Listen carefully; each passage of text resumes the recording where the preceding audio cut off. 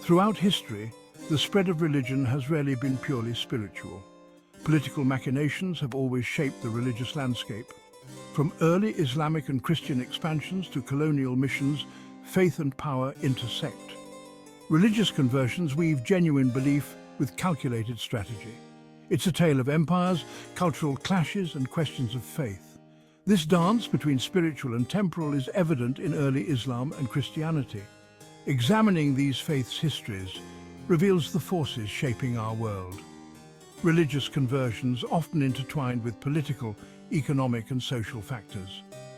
This perspective illuminates the interplay between faith and power.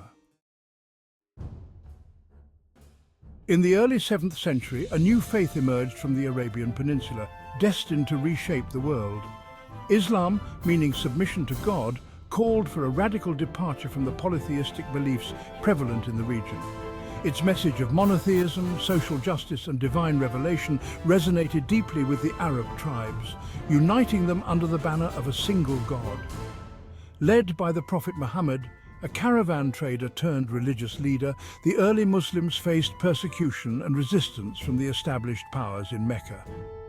Forced to flee to Medina in 622 CE, this event, known as the Hijra, marks the beginning of the Islamic calendar and a turning point in the faith's trajectory. In Medina, Muhammad established a new community governed by the principles of Islam. Facing constant threats from hostile tribes and the Meccan elite, the early Muslims engaged in a series of battles that would shape the course of their faith. These conflicts, often portrayed as driven solely by religious zeal, were also influenced by political and economic considerations. The rapid expansion of the Islamic Empire in the 7th and 8th centuries is a testament to the power of both the sword and the spirit. Within a century of Muhammad's death, Muslim armies had conquered vast territories, stretching from Spain in the west to India in the east. This remarkable feat was achieved through a combination of military prowess, strategic alliances, and the allure of Islam's message. The conquest of Persia, then ruled by the Sasanian Empire, proved to be a pivotal moment in Islamic history. Weakened by internal strife and exhausted from prolonged wars with Byzantium, the Persian Empire fell to the Muslim armies in a series of decisive battles. The conversion of Persia to Islam was a gradual process, influenced by both pragmatic considerations and genuine attraction to the new faith. Similarly, the Byzantine Empire, the eastern remnant of the Roman Empire, faced a formidable challenge from the rising Islamic Caliphate. The conquest of Syria, Palestine, and Egypt dealt a severe blow to Byzantium, both territorially and economically. While many Christians in these regions converted to Islam, often enticed by tax breaks and social mobility, others maintained their faith, albeit as a minority under Muslim rule. The early Islamic conquests paved the way for a period of unprecedented intellectual and cultural flourishing known as the Islamic Golden Age.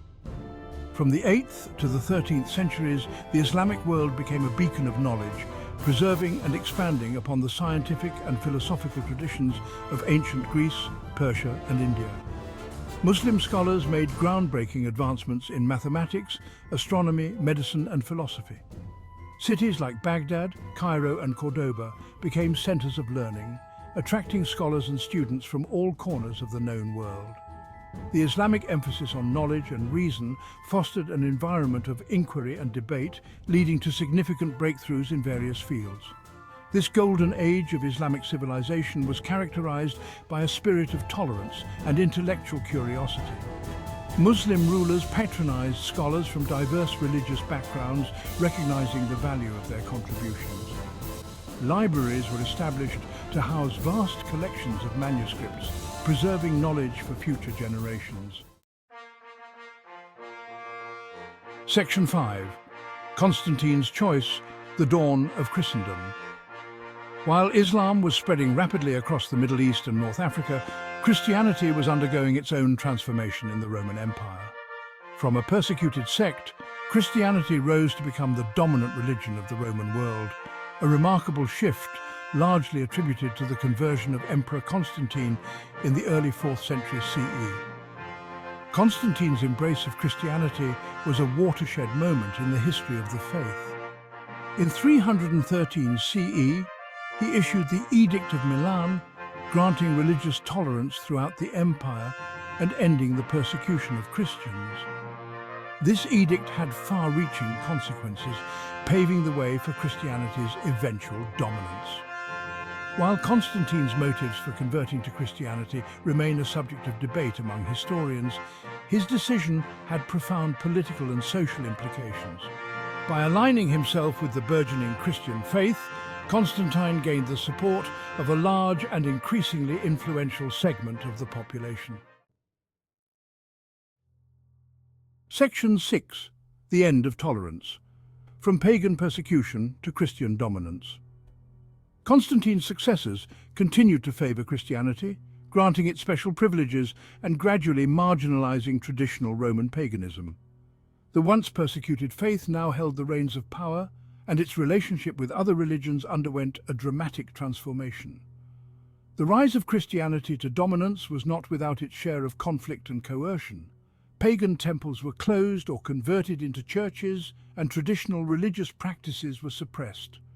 The destruction of ancient temples and statues became a symbol of Christianity's triumph over its pagan rivals. The Christianization of the Roman Empire was a gradual process, marked by both peaceful conversions and forced assimilation. The allure of the Christian message, coupled with the political and social advantages it offered, led many to embrace the new faith. Section 7. The missionary impulse, spreading the gospel to the ends of the earth. With Christianity firmly established as the official religion of the Roman Empire, a new chapter began in its global journey. Inspired by the Great Commission to make disciples of all nations, Christian missionaries embarked on perilous journeys to spread the gospel to distant lands. From the deserts of North Africa to the British Isles, from the bustling cities of the Silk Road to the remote villages of sub-Saharan Africa, Christian missionaries carried their message of salvation and eternal life. They faced challenges ranging from language barriers and cultural differences to persecution and martyrdom. The success of Christian missionary work varied greatly depending on the context. In some regions, Christianity spread rapidly, often adopted by rulers who saw it as a way to consolidate their power or forge alliances with the Christian world. Section 8. Colonialism and conversion faith as a tool of empire. The age of European colonialism, spanning roughly from the 15th to the 20th centuries, witnessed a dramatic expansion of Christianity's global reach. European powers, driven by a combination of economic, political and religious motivations, established vast empires across the Americas, Asia and Africa. Christian missionaries often accompanied colonial expeditions, seeing the conquest of new lands as an opportunity to harvest souls for Christ. They established missions, schools and hospitals, often playing a significant role in shaping the cultural landscapes of colonized societies. The relationship between colonialism and Christian missionary work is a complex and often troubling one.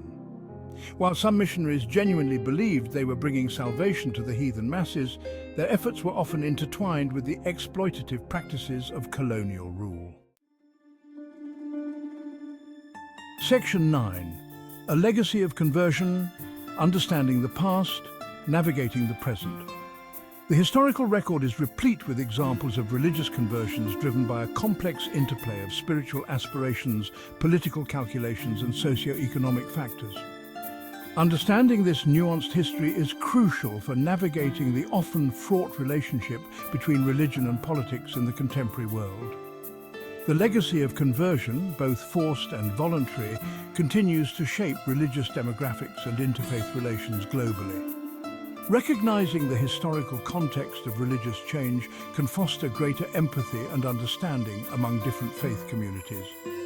As we grapple with the challenges of religious extremism, intolerance and persecution, it is essential to remember that faith has often been used as both a tool of oppression and a source of liberation. Section 10, Religious Freedom in the Modern World, Protecting the Right to Believe.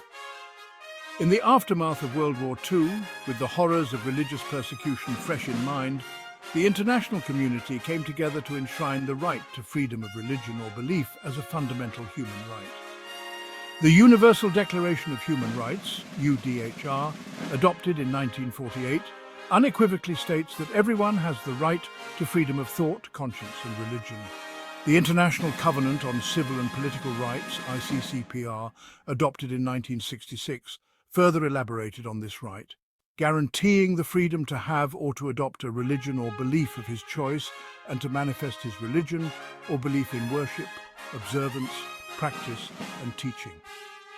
These international instruments provide a crucial legal framework for protecting religious freedom around the world. However, the reality on the ground often falls short of these lofty ideals.